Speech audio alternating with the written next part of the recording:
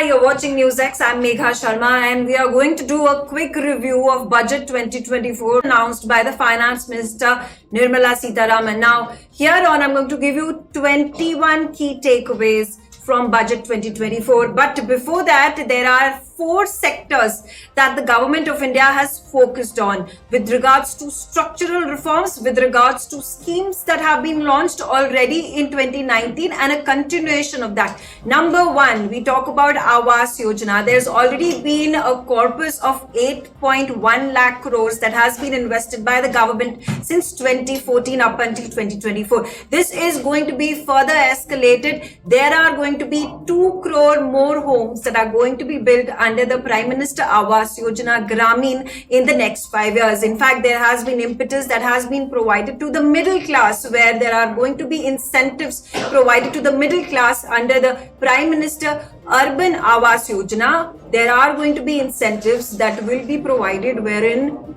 middle class community can build their homes or own their homes. There has been another big announcement that has been made, and this is a new policy change. This is a new scheme where there is innovation and deep tech that has been brought in focus, which means that there is going to be a 1 lakh corpus that will be provided to entrepreneurs, to startups, especially for research wings, large-scale research development, large-scale research work to be done. There is going to be, in fact, if I could shed more light into this scheme, there is going to be about 50-year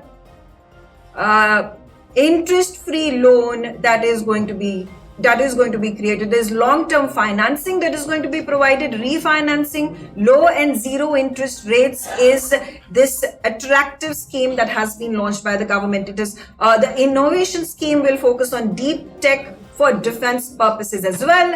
And this innovation scheme particularly focuses on the sunshine companies. So that is going to be a big attraction for a number of entrepreneurs, for a number of research centers, for individuals who are wanting to build India through the innovation, which is the foundation for any economy. In fact, there has been one more big announcement. It was expected about infrastructure development. The outlay for infrastructure development has been increased to 11.1% from the previous outlay, which is at this point of time standing at 11,11,111 crore rupees. Infrastructure development outlay is at a total of 3.4% of the country's GDP.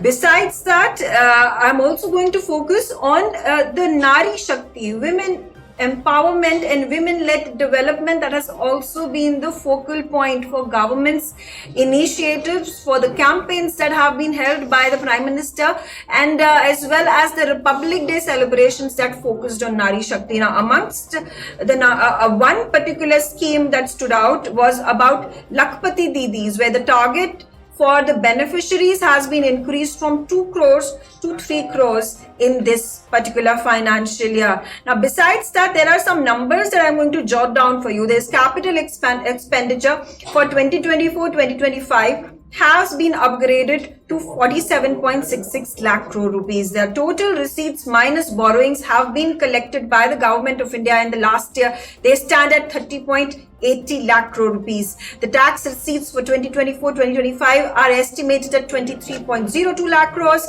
and the fiscal deficit is at 5.8% of the GDP, which has reduced considerably from the last financial year.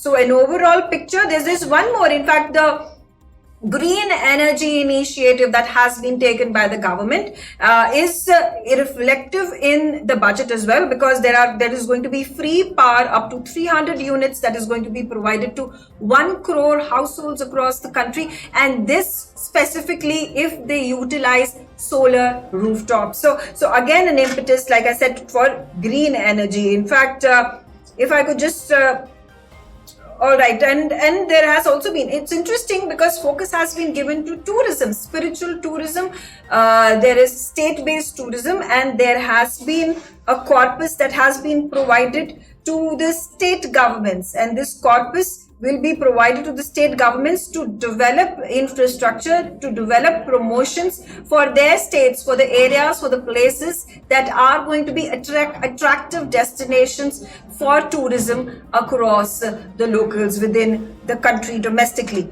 There is Vikasit Bharat state reforms that have also been mentioned in the budget, where 75,000 crore rupees provision has been provided. This is going to provide state governments 50-year interest-free loans to build their states, to build their districts and cities. In fact, there is also a 60-year interest-free loan to state governments that is in a total of 1.3 lakh crore rupees that is going to be dispersed by the central government in the span of the next year, the financial year.